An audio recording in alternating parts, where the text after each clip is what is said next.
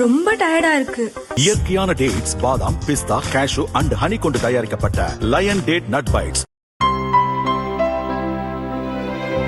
இனிமே கண்ணை மூடிட்டு கடலை எண்ணெய் வாங்கலாம். ஏன்னா மந்த்ரா கடலை எண்ணெய் இதயத்தின் தயாரிப்பு. வறுக்க, பொரிக்க, ஏன் எல்லா சமையலுக்கும் மந்த்ரா தான். மந்த்ரா கடலை எண்ணெய், அபார ருசி, ஆரோக்கியமான உடல் நலம்.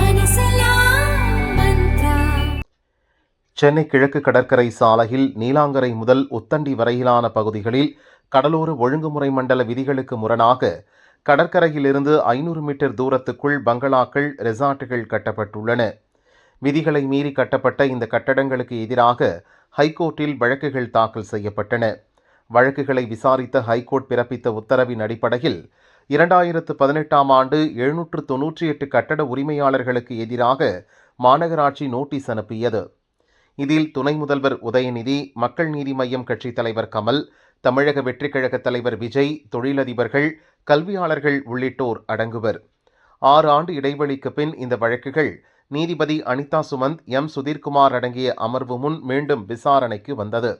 அப்போது தமிழக அரசு தரப்பு வழக்கறிஞர் முன்வைத்த வாதம் வருமாறு: மாநகராட்சி நோட்டீஸை எதிர்த்து 798 உரிமையாளர்களில் 440 பேர் அரசிடம் மேல்முறையீடு செய்துள்ளனர். இதில் 84 மேல்முறையீடுகள் முடித்து வைக்கப்பட்டுவிட்டன. மீதமுள்ள மேல்முறையீடுகள் நிலுவையில் உள்ளது என அரசு வழக்கறிஞர் கூறினார். இதை கேட்ட நீதிபதிகள் மீதமுள்ள மேல்முறையீட்டு மனுக்கள் குறித்து கட்டட உரிமையாளர்கள் விளக்கம் அளிக்க மார்ச் 30 வரை அவகாசம் வழங்கினர். மேல்முறையீடு செய்யாத சொத்து உரிமையாளர்களுக்கு எதிராக நடவடிக்கை எடுக்க மாநகராட்சி மற்றும் CMDA அதிகாரிகளுக்கு அனுமதி வழங்கப்பட்டுள்ளது. கட்டட உரிமையாளர்கள் செய்த மேல்முறையீட்டு மனுக்கள் மீது விசாரணை நடத்தி வரும் மே 31க்குள் முடிவெடுக்க வேண்டும் என தமிழக அரசுக்கு உத்தரவிட்டு வழக்கை வரும் 27ஆம் தேதிக்கு ஒத்திவைத்தனர்.